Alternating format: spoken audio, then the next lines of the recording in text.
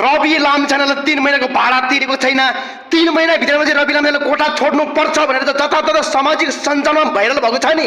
म तपाईलाई के भन्न चाहन्छु भने घरदानी, तपाईको गाडामा दम छ भने तपाईको एकाउन्ट सार्वजनिक गर्नुहोस्, जनतालाई एक गरेर तिर्छौं तपाईको भाडा। कति तिर्न बाँकी छ रवि लामिछानेले?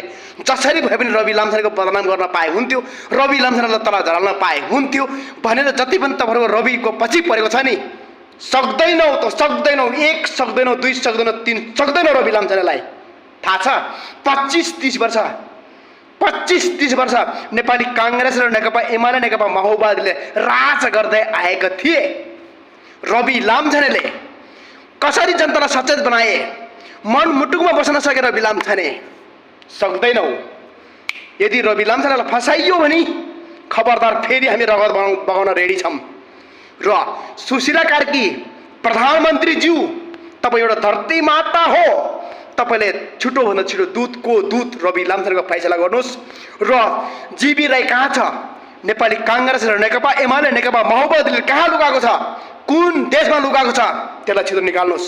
रवि हो रवि। रविलाई जति पनि बदनाम गर्दै छौ नि तिमीहरू, सालेहरू तिमीहरू बसमा हुन्छ बसमा। खबरदार, रवि नै हो।